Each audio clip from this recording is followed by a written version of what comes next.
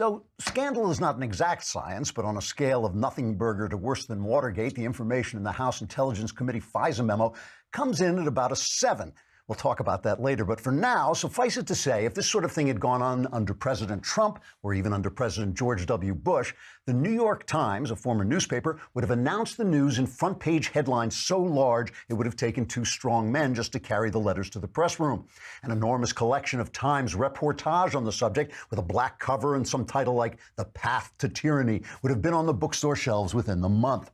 Instead, America's news centers, from 42nd Street in Manhattan all the way to 57th Street in Manhattan, did everything within their power to suppress, taint, and minimize the impact of the memo even before they knew what was in it. Some of us who still go to the movies just sat through Steven Spielberg's The Post, a 2-hour left-wing talking point about how brave the Washington Post was when it defied President Nixon's concerns over national security in order to expose government malfeasance by publishing the Pentagon Papers. Yet now news outlets plead to keep secrets in the name of national security and warn us, in the satirical words of a headline in The Onion, that the memo could undermine our faith in massive, unaccountable government secret agencies.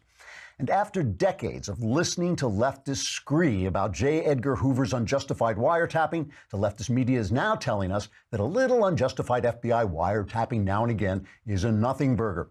In short, a press that should on principle be hungry for every piece of information that might be damning to the powerful of every stripe has made it clear that they do not want you to know what they do not want to know themselves.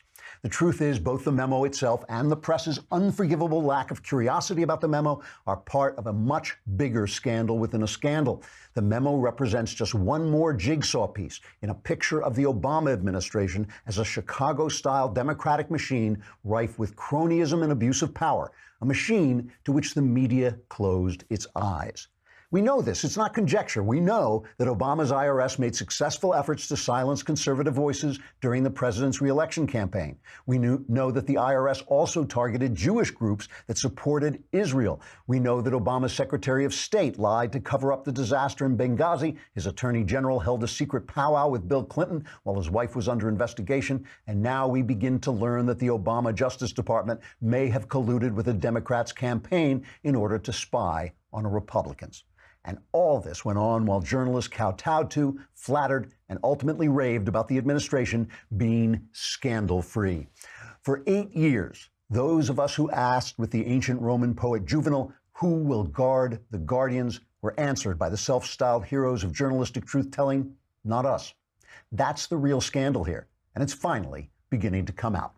Trigger warning, I'm Andrew Klavan, and this is The Andrew Klavan Show.